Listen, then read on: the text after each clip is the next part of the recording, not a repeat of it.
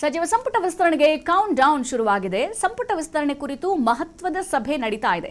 ಹೈಕಮಾಂಡ್ನಿಂದ ಕಾಂಗ್ರೆಸ್ ನಾಯಕರಿಗೆ ಬುಲಾವ್ ಬಂದಿದೆ. ಎಸಿ ಕುರಿತಂತೆ ಅಪ್ಡೇಟ್ ಸಿಗ್ತಾ ಇದೆ.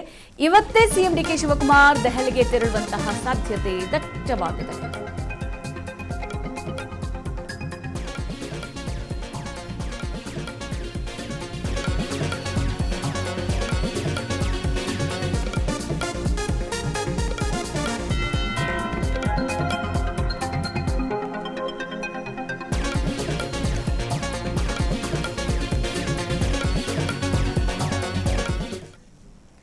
ಫೈನಲಿ ದೆಹಲಿಯ ವಿದ್ಯಾರ್ಥಿ ಚಳುವಳಿಗೆ ವಿರಾಮ ಘೋಷಿಸಿದ ಮೇಲೆ ಈಗ ಸಚಿವ ಸಂಪುಟ ವಿಸ್ತರಣೆಗೆ ಕೌಂಟ್ ಡೌನ್ ಶುರುವಾಗಿದೆ. ಇದ್ದಂತಹ ಒಂದು ತಲೆನೋವು ವಿದ್ಯಾರ್ಥಿಗಳಿಗೆ ನ್ಯಾಯ ಕೊಡಿಸಬೇಕು ಅಂತ ಹೇಳಿ ಒಂದ್ ಕಡೆಗೆ ಅದು ಶಮನ ಆಗಿದೆ. ಈಗ ಇರುವಂತದ್ದು ಸಚಿವ ಸಂಪುಟ ವಿಸ್ತರಣೆ ರಾಜ್ಯದಲ್ಲಿ ಯಾವಾಗ ಕೊನೆ ಆಗುತ್ತೆ ಅಂತ. ಈಗ ಸಂಪುಟ ವಿಸ್ತರಣೆ ಕುರಿತು ಮಹತ್ವದ ಸಭೆ ಕೂಡ ನಡೀತಾ ಇದೆ. ಹೈಕಮಾಂಡ್ ನಿಂದ ಕಾಂಗ್ರೆಸ್ ನಾಯಕರಿಗೆ ಬುಲಾವ್ ಕೂಡ ಬಂದಿರುವಂತದ್ದು. ಇವತ್ತೇ ಸಿಎಂ ಡಿಕೆ ಶಿವಕುಮಾರ್ ದೆಹಲಿಗೆ ಹೋಗುವಂತಹ ಸಾಧ್ಯತೆ ದಟ್ಟವಾಗಿದೆ. ಸದ್ಯ ಈಗ ಡಿಕೆ ಶಿವಕುಮಾರ್ ಅವರು ರಾಜ್ಯದಲ್ಲಿ ಬರಪೀಡಿತ ಜಿಲ್ಲೆಗಳಿದೆಯಲ್ಲ, ಅಲ್ಲೆಲ್ಲ ವಿಸಿಟ್ ಕೊಟ್ಬಿಟ್ಟು ಅಲ್ಲಿನ ಸ್ಥಿತಿಗತಿ ಹೆಂಗಿದೆ, ರೈತರ ಭೂಮಿ ಹೇಗಿದೆ, ಸೊ ರೈತರು ಯಾವ ಬೆಳೆ ಹಾಕಿದ್ದಾರೆ, ಮಳೆ ಬಂದಿಲ್ಲ ಅಂತ ಅಂದ್ರೆ ಅಲ್ಲಿನ ಪರಿಸ್ಥಿತಿ ಹೇಗಾಗಿದೆ, ಜೊತೆಗೆ ರೈತರು ಯಾವ ತರ ಸಿಚುವೇಶನ್, ಯಾವ ತರ ಸಮಸ್ಯೆಯನ್ನ ಫೇಸ್ ಮಾಡ್ತಿದ್ದಾರೆ ಅಂತ ಹೇಳ್ಬಿಟ್ಟು ಸದ್ಯ ರಾಜ್ಯದ ಬರಪೀಡಿತ ಜಿಲ್ಲೆಗಳಿಗೆ ಮುಖ್ಯಮಂತ್ರಿಯವರು ವಿಸಿಟ್ ಕೊಡ್ತಾ ಇದ್ದಾರೆ. ಈಗ ಇರುವಂತದ್ದು ಯಾವಾಗ ಈ ಒಂದು ಸಚಿವ ಸಂಪುಟ ವಿಸ್ತರಣೆ ಫೈನಲ್ ಆಗುತ್ತೆ ಅಂತ ಹೇಳಿ. ಸೊ ಫೈನಲಿ ಈ ಒಂದು ವಿದ್ಯಾರ್ಥಿಗಳ ಪ್ರೊಟೆಸ್ಟ್ ನ ನಂತರ ಅದಕ್ಕೆ ವಿರಾಮ ಕೂಡ ಘೋಷಿಸಿ ಆಯಿತು. ಅದಕ್ಕೆ ಬೇಕಾದಂತಹ ನ್ಯಾಯ ಕೂಡ ಸಿಕ್ಕಾಗಿದೆ. ಈಗ ಇರುವಂತದ್ದು ರಾಜ್ಯ ಸಚಿವ ಸಂಪುಟ ವಿಸ್ತರಣೆ. ಈಗ ಧರ್ಮೇಂದ್ರ ಪ್ರಧಾನ್ ರಾಜೀನಾಮೆ ಬಳಿಕ ವೇಗವನ್ನ ಪಡೆದಿದೆ ಪ್ರಕ್ರಿಯೆ. ಸಚಿವ ಸಂಪುಟ ವಿಸ್ತರಣೆ 20 ಹೊಸ ಸಚಿವರ ಸೇರ್ಪಡೆಗೆ ಈಗ ಅಂತಿಮ ಹಂತದ ಚರ್ಚೆ ನಡೆಯುತ್ತೆ ಅಂತ ಹೇಳಲಾಗ್ತಾ ಇದೆ. ಇಲ್ಲಿ ಹೊಸ ಮುಖಗಳಿಗೆ ಸಚಿವ ಸ್ಥಾನದ ಪಟ್ಟ ಫಿಕ್ಸ್ ಅಂತ ಹೇಳಲಾಗ್ತಾ ಇದೆ. ಸೊ ಫೈನಲಿ ಹೇಳಿ ಕೇಳಿ ಬುಧವಾರ ಪ್ರಮಾಣ ವಚನ ನಡಿಬಹುದು ಅಂತ ಅಂದಾಜಿಸಲಾಗ್ತಾ ಇದೆ. ದೆಹಲಿ ಸಭೆಯಲ್ಲೇ ಅಂತಿಮ ಪಟ್ಟಿ ಫೈನಲ್ ಮಾಡಲಿದ್ದಾರೆ ನಾಯಕರು ಅಂತ ಗೊತ್ತಾಗ್ತಾ ಇದೆ. ಗಮನಿಸಿದೀವಿ, ಈಗ ಬರಪೀಡಿತ ಜಿಲ್ಲೆಗಳಿಗೆ ವಿಸಿಟ್ ಕೊಡ್ತಿದ್ದಾರೆ. ಇವತ್ತು ಅವರಿಗೆ ಬುಲಾವ್ ಕೇಳಿ ಬಂದಿದೆ ಡಿಕೆ ಶಿವಕುಮಾರ್ ಅವರ ಜೊತೆಗೆ ಮಾಜಿ ಸಿಎಂ ಸಿದ್ದರಾಮಯ್ಯನವರು ಕೂಡ ಹೋಗ್ಬೋದು, ಮಲ್ಲಿಕಾರ್ಜುನ್ ಖರ್ಗೆ ಅವರು ಕೂಡ ಇರ್ತಾರೆ. ಇಷ್ಟು ಜನರು ಕೂಡ ಈಗ ಕೇಂದ್ರದ ಪ್ರತಿಪಕ್ಷ ನಾಯಕ ರಾಹುಲ್ ಗಾಂಧಿ ಅವರು ಜೊತೆಗೆ ಅಲ್ಲಿ ಮಲ್ಲಿಕಾರ್ಜುನ್ ಖರ್ಗೆ, ಕೆ.ಸಿ. ವೇಣುಗೋಪಾಲ್ ಇಷ್ಟು ಜನರ ಜೊತೆಗೆ ಕೂತ್ಕೊಂಡು ಮಾತುಕತೆ ನಡೆಸುವಂತ ಸಾಧ್ಯ ಇದೆ. ಸೊ ನಮಗೆ ಗೊತ್ತಿರೋ ಹಾಗೆ ಈಗ ಡಿ ಕೆ ಶಿವಕುಮಾರ್ ಅವರು ಒಂದು ಪಟ್ಟಿ ರೆಡಿ ಮಾಡ್ಕೊಂಡಿರ್ಬೋದು, ಸಿದ್ದರಾಮಯ್ಯನವರು ಒಂದು ಪಟ್ಟಿ ರೆಡಿ ಮಾಡ್ಕೊಂಡಿರ್ಬೋದು. ಯಾಕಂತಂದ್ರೆ ಸಿದ್ದರಾಮಯ್ಯನವರು ಅವರ ಮುಖ್ಯಮಂತ್ರಿ ಸ್ಥಾನ ಪದತ್ಯಾಗ ಮಾಡಿದ್ದಾರೆ ಅಂತ ಅಂದ್ರೆ ಅವರದ್ದು ಕೂಡ ಒಂದಷ್ಟು ಡಿಮ್ಯಾಂಡ್ಗಳನ್ನ ಇಟ್ಕೊಂಡಿರ್ತಾರೆ. ನಾನು ಹೇಳಿದಂತಹ ಒಂದಷ್ಟು ಸಚಿವರಿಗೆ, ಒಂದಷ್ಟು ಶಾಸಕರಿಗೆ ಮಂತ್ರಿಗಿರಿನ ನೀವು ಕೊಡಬೇಕು ಹೈಕಮಾಂಡ್. ಸೊ ಆ ಕ್ಷಣಕ್ಕೆ ಮಾತ್ರ ನಾನು ನನ್ನ ಪದತ್ಯಾಗ ಮಾಡೋದಕ್ಕೆ ಸಿದ್ಧ ಅಂತ ಹೇಳ್ಬಿಟ್ಟು, ಸೊ ಅದಕ್ಕೆ ಹೈಕಮಾಂಡ್ ಒಪ್ಕೊಂಡಿರಬಹುದು. ಈಗ ಡಿ ಕೆ ಶಿವಕುಮಾರ್ ಅವರು ಕೂಡ ಅವರ ಒಂದು ಯಾರು ಬೆಂಬಲಿಗರಾಗಿರ್ಬೋದು, ಜೊತೆಗೆ ಅವ್ರಿಗೆ ಅತ್ಯಾಪ್ತರಾಗಿರ್ತಾರ ಅವರ ಹೆಸರನ್ನು ಕೂಡ ಒಂದು ಲಿಸ್ಟ್ ಮಾಡ್ಕೊಂಡಿರ್ತಾರೆ.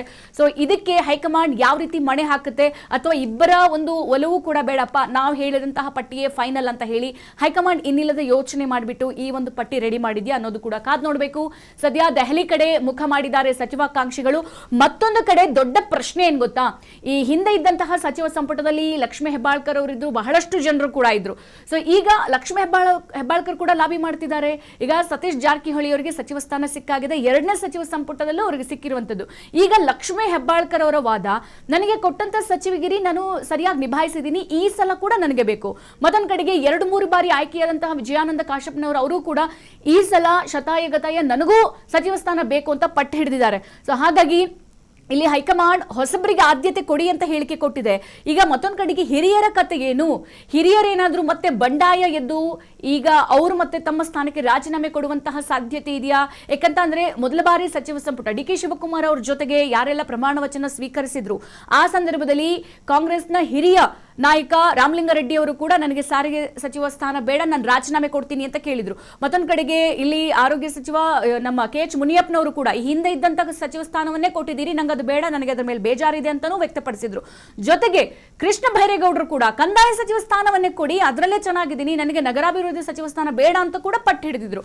ಸೊ ಹಾಗಿದ್ರೆ ಹೈಕಮಾಂಡ್ ಕೊಡುವಂತಹ ಮಂತ್ರಿಗಿರಿ ಸ್ಥಾನವನ್ನ ಎಷ್ಟು ಜನ ಆಕ್ಸೆಪ್ಟ್ ಮಾಡ್ತಾರೆ ಅನ್ನೋದನ್ನ ಕಾದು ನೋಡಬೇಕು. ಯಾಕಂತಂದ್ರೆ ಹೈಕಮಾಂಡ್ ಆಯಾ ನಿಟ್ಟಿನಲ್ಲಿ ಹೊಸಬರಿಗೆ ಯಾವ ತರದ ಕ್ಷೇತ್ರದ ಸಚಿವ ಸ್ಥಾನ ಸೂಕ್ತ, ಸೊ ಅವರಿಗೆ ಈ ಸಚಿವ ಸ್ಥಾನ ಕೊಟ್ಟರೆ ಸರಿಯಾಗಿ ನಿಭಾಯಿಸ್ತಾರೆ ಅನ್ನೋ ಎಲ್ಲ ಲೆಕ್ಕಾಚಾರದಲ್ಲಿ ಈಗ ಒಂದು ಫೈನಲ್ ಪಟ್ಟಿಯನ್ನ ರೆಡಿ ಮಾಡಿದೆ. ಸೊ ಈ ಫೈನಲ್ ಪಟ್ಟಿಗೆ ಆಕಾಂಕ್ಷಿಗಳು ಎಸ್ ಅಂತಾರ, ನೋ ಅಂತಾರ. ನೋ ಅಂದ್ರೆ ಬಂಡಾಯ ಎದ್ದೇಳ್ತಾರೆ. ಆ ಬಂಡಾಯಕ್ಕೆ ತಕ್ಕಂತೆ ನಮ್ಮ ರಾಜ್ಯ ನಾಯಕರು ಯಾವ ರೀತಿಯಾಗಿ ಮತ್ತೆ ಬಂಡಾಯ ಶಮನ ಮಾಡೋದಕ್ಕೆ ರೆಡಿ ಆಗಿದ್ದಾರೆ. ಸೊ ಎಲ್ಲವನ್ನ ಕಾದ್ ನೋಡಬೇಕು. ಈಗ ಫೈನಲಿ ಅಶೋಕ್ ಪಟ್ಟಣ ಆಗಿರ್ಬೋದು, ಬಸವರಾಜ ರಾಯರೆಡ್ಡಿ, ಹಾಗೆ ಬಸವನಗೌಡ ದದ್ದಲ್ ಆಗಿರ್ಬೋದು, ಮತ್ತೆ ಹಂಪನಗೌಡ ಬಾದರ್ಲಿ, ಹಾಗೆ ಸುಧಾನಂದ್ ದಾಸ್, ಮತ್ತೆ ಮಂಜುನಾಥ್ ಭಂಡಾರಿ, ಬಸವನಗೌಡ ಬಾದರ್ಲಿ, ಹಾಗೆ ಶರಣಗೌಡ ಬಯ್ಯಾಪುರ್, ವಸಂತ್ ಕುಮಾರ್, ವಿಜಯಾನಂದ ಕಾಶಪ್ಪನವರ್, ಬ್ಯಾಡಗಿ ಶಿವಣ್ಣನವರ್, ಗುಬ್ಬಿವಾಸು, ಪುಟ್ಟಣ್ಣ, ಎಂಆರ್ ಸೀತಾರಾಮ್, ಬಿಆರ್ ಪಾಟೀಲ್, ದೆಹಲಿಗೆ ದೌಡು. ಯಾಕೆ?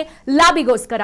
ಸೊ ನೀವು ನಮ್ಮ ಈ ಹೆಸರುಗಳು ನಿಮ್ಮ ಲಿಸ್ಟ್ ನಲ್ಲಿ ಇಲ್ಲ ಅಂತ ಅಂದ್ರೆ ಸೊ ಪ್ರಾಬಬ್ಲಿ ಅವರು ರಾಜೀನಾಮೆ ಕೊಡಬಹುದು ಅಥವಾ ಕಾಂಗ್ರೆಸ್ ಪಕ್ಷವನ್ನೇ ಬಿಟ್ಟು ಸೊ ಬೇರೆ ಕಡೆ ಒಲವನ್ನ ತೋರಿಸಬಹುದು. ಈ ಎಲ್ಲ ಆಯಾಮದಲ್ಲೂ ಕೂಡ ರಾಜ್ಯ ಕಾಂಗ್ರೆಸ್ನಲ್ಲಿ ಬಹಳ ಕುತೂಹಲವನ್ನ ಕೇಳಿಸಿರಬಹುದು.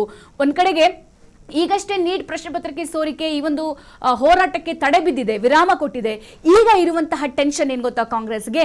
ಸಚಿವ ಸ್ಥಾನ ಹೇಳಿ ಕೇಳಿ ಅದು ಕೂಡ 2 ವರ್ಷ ಇರುವಂತದ್ದು ಹತ್ತತ್ರ ಒಂದು 2 ರಿಂದ 3 ತಿಂಗಳು ತಳ್ಕೊಂಡೇ ಬಂದ್ರು. ಇವಾಗ ಆಗುತ್ತೆ, ನಾಳೆ ಆಗುತ್ತೆ, ನಾಡಿದ್ದಾಗುತ್ತೆ, ಆಷಾಢ ಮಾಸದಲ್ಲಾಗುತ್ತೆ, ಆಷಾಢ ಮಾಸ ಮುಗಿದ್ಮೇಲೆ ಆಗುತ್ತೆ, ಆಷಾಢ ಮಾಸ ಶುರು ಅದಕ್ಕಿಂತ ಮುಂಚೆ ಆಗುತ್ತೆ. ಎಂದ್ರೆ ಹೇಳಿ ಕೇಳಿ ಡಿ ಕೆ ಶಿವಕುಮಾರ್ ಅವರು ಬಹಳ ಈ ಒಂದು ಪರಿಸ್ಥಿತಿ ಸಿಚುವೇಶನ್ ಆಗಿರ್ಬೋದು, ಜೊತೆಗೆ ಸಮಯ, ಈ ಒಂದು ಸಮಯಗಳನ್ನ ಬಹಳ ಹೆಚ್ಚಾಗಿ ಫಾಲೋ ಮಾಡ್ತಾರೆ.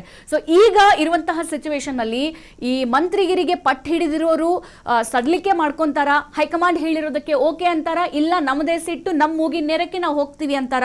ಬಹಳ ಕುತೂಹಲ, ಕಾದ್ ನೋಡ್ಬೇಕು. ಇವತ್ತು ಡಿ ಕೆ ಶಿವಕುಮಾರ್ ದೆಹಲಿಗೆ ಹೋಗ್ತಾ ಇದ್ದಾರೆ. ಸೊ ನಾಳೆ ರಾಹುಲ್ ಗಾಂಧಿ ಅವರ ಜೊತೆಗೆ ಕೆ.ಸಿ. ವೇಣುಗೋಪಾಲ್ ಅವರ ಜೊತೆಗೆ ಕೂತ್ಕೊಂಡು ಮೀಟಿಂಗ್ ಮಾಡುವಂತಹ ಸಾಧ್ಯತೆ ಇದೆ. ಬುಧವಾರ ಸಚಿವ ಸಂಪುಟ ವಿಸ್ತರಣೆ ಆಗತ್ತೆ, ಎಲ್ಲರೂ ಕೂಡ ಅವರ ಒಂದು ಓತ್ ಅನ್ನ ತೆಗೆದುಕೊಳ್ತಾರೆ ಶಾಸಕರು ಅಂತ ಹೇಳಲಾಗ್ತಾ ಇದೆ. ಸೊ ಕುತೂಹಲ, ಶಾಸಕರು, ಹೊಸಬರು, ಹಳೆಯ ನಾಯಕರು, ಕಾದ್ ನೋಡೋಣ.